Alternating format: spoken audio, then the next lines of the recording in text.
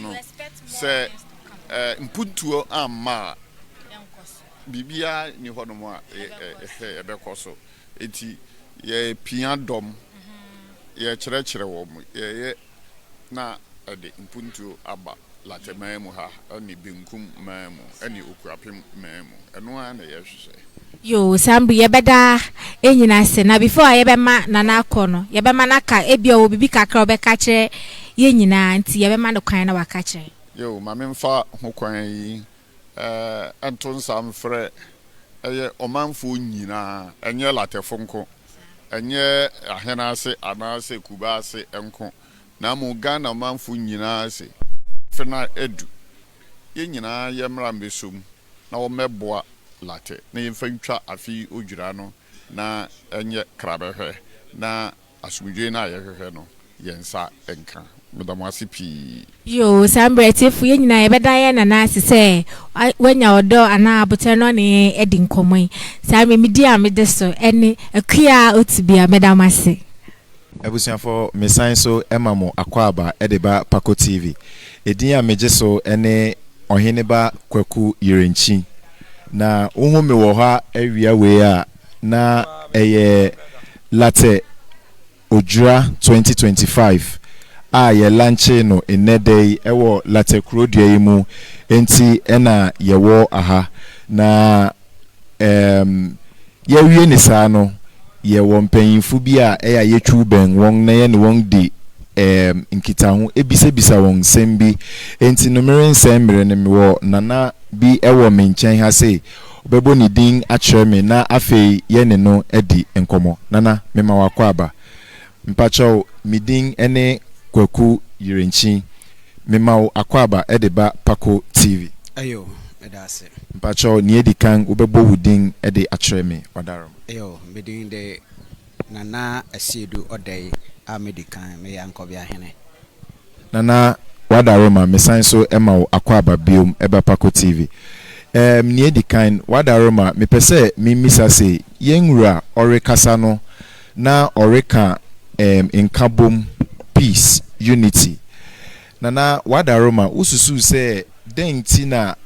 yenwura afi anase afi bia no ne afasha odi no o make sure se ode nkabom any unity ebeye ne botai yo medase ye yewura asiedu okọ ababio kantamasura otoshe biesa yo nipa bi a fi bra mede hu no se wo yo Hene otempe hene aguaso nimbri bia wo ye bia no epe asumdwei onim se wiase mai we asumdwei ena de bia akoye ba asumdwei na de nkambo mu ba na ade bia nso a ye pese ye so man se busua se ebia aku kura no anwate kuru yeku bia akoyeku ne sa ku na anwate no se asumdwei nimu a ku no ngina asumdwei nimu a ku no botai ene ba bia wo pese wo de ku no kodu no entimi ndu ho enti yan Hene de tambia okasa oka asumdwei ho asem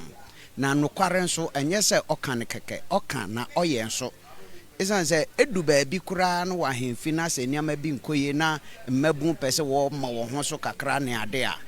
o se hey mommra mo ho ase gidi wonfa emprehwe nyamo wo de asumdwei ene prade nti ye Hene de nokware se oka asumdwei ho asem a na na si odi okọ odamufua yo nana yedase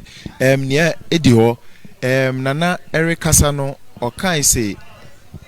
mmabun a ewo krom ha no bebre na de won ho age nnuroboni mu ama eresei mmabun no nokware nso uhwemu a eye nokware na meribisa se wakoye opanyin a woni nana efa adwen mane yeyie okwan ben so na wosusu se Larteh afi Odwira yebedi no mpanyinfo nhyehyɛ ben na mpanyinfo de atugwa nhyehyɛ ben na mpanyinfo de atukwan mu se omo beye na aboa na atwen mmabun no afi saa tebea we mu se eto de bia wo se ensa eni hwe ya eye niama ensese eye nokware wo hwe niama ekoso ewo yen Larteh ha mmabun bebre ni adwuma enti na ɛyɛ na wɔhyiahyia mu a saa nneɛma bi a ɛmfata ɛna wɔyɛ but nneɛma baako a ɔhene de ato kwan mu a ɔpɛ sɛ ɔhwɛ ne sɛ ɔbɛtrɛw n'akwaban mu na mpanyini a wotumi de nnwuma ɛbɛba nkuro so ɛde boaboa mmabunu na wɔn atumi a wɔn sɛ ne nsa ɛka saa nkurɔfoɔ a wɔwɔ amanaman so anaasɛ kuaku wɔn a wɔboaboa abuebue nnwuma no investors sɛ wɔtumi nya bi saa ɛde baa bon sɛ ɛma mmabunu no nya bi yɛ nti no ade titiri koraa afi ɔhwɛ sɛ obenya investors bi ɛde aba ɛyɛ Larteh kurom ha na sɛ wɔtumi nya ne saa no a ɛbɛma wɔn atumi abuebue nnwuma no bi last bi na ɔreka sɛ